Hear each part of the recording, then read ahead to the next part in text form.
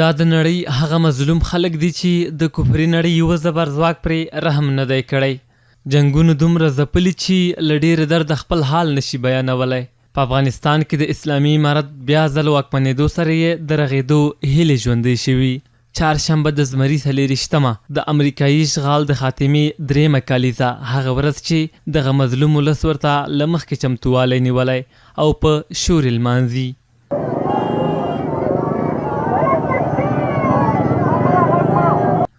د دې ولس یوه بېله برخه ورزشکاران چې په نړۍ کې د همدې خلکو او هیواد استازیتوب کوي نن ګڼ شمېر یې د مزار شریف ښار سینا لوبغالي کې راټول شوي او د خپلواکۍ د ورځې په مناسبت ورزشي نندارې وړاندې کوي. پښتون، تاجک، ازبک، هزاره، ترکمن ټولو افغانانو سپین بیرغ په لاس او د اسلامي امارت د فتحې 3مه کالیزه لمانځي.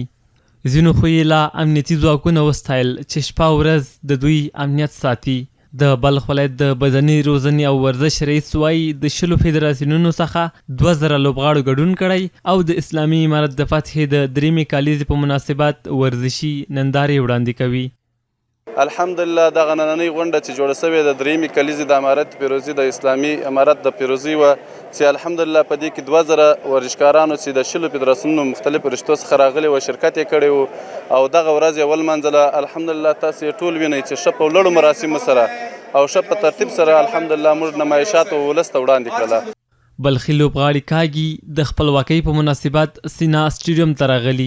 یو شمېر د غرختنې لوبغاړي وایي د تیر دولت پر وخت یې نشو کولی چې په ډاډه زړه خپل تمرینات وکړي خو د اسلامي امارت له واکمنېدو سره په ټول هیواد کې تمرینات ترسره کوي.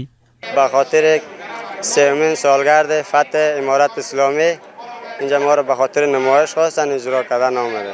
امروز اینجا برنامه گرفتن به خاطر 3مین سال فتح امارت اسلامی که 3 سال شده که فتح کردن. به خاطر از تمام فدراسیون ها آمدن اینجا که برنامه و نمایشات داشته باشند.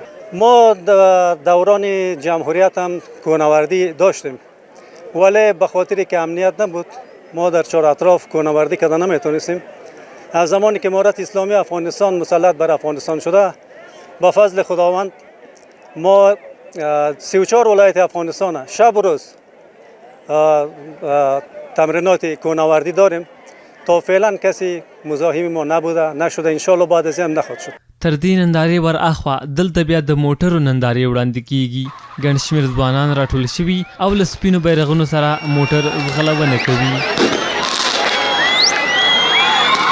دغه ځوانان چې تر دې مخکې له هر ډول ازادۍ بې برخې وو نن په ډېر قوي جم و جوش سره خپلواکي لمانځي.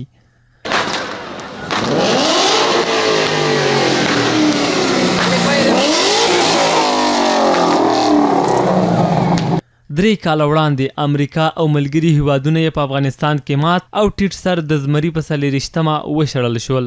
په هیواد کې جمهوري نظام سقوط او اسلامي امارت د چارو واګې په لاس کې واخیستې او تر یوې اوږدې جګړې وروسته افغان خاوره د امن مالکه شوه.